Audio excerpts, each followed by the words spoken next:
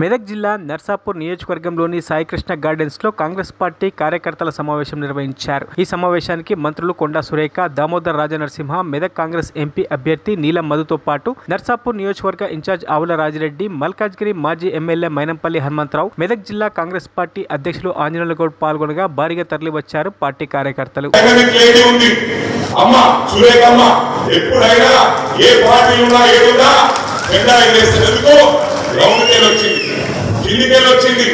Round reality తెలుసు, ప్రజల కష్టాలు తెలుసు, వీళ్ళకేం తెలుసు, డబ్బులమయం ఇలా వచ్చి ఫంక్షన్ ఫ్రీ ఇస్తాం, ఇది ఫ్రీ ఇస్తాం, ఎవరయ్యే జాగ్రత్త అడుగుతా ఉన్నా।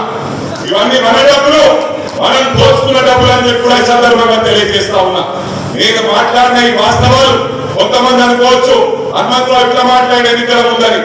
PCC members, SC cell, BC cell, minority cell, ST cell, OC cell అందరూ కూడా అన్ని విభాగాల నాయకులకు అందరికీ కూడా పేరు పేరున నమస్కారాలు తెలియజేస్తున్నా।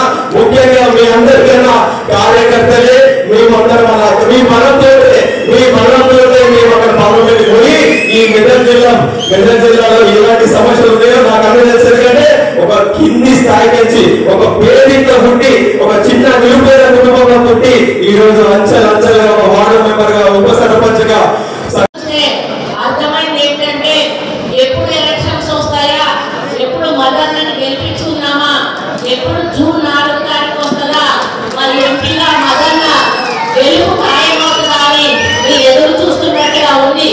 మరి ఉత్సాహం ఈ రోజు నుంచి కూడా ఎలక్షన్ల వరకు కూడా కొనసాగాలని ఈ సందర్భంగా నేను విజ్ఞప్తి చేస్తా ఉన్నాను।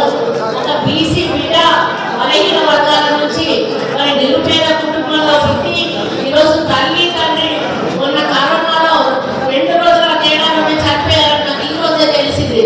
మరి ఒకటే రోజు తేడాలో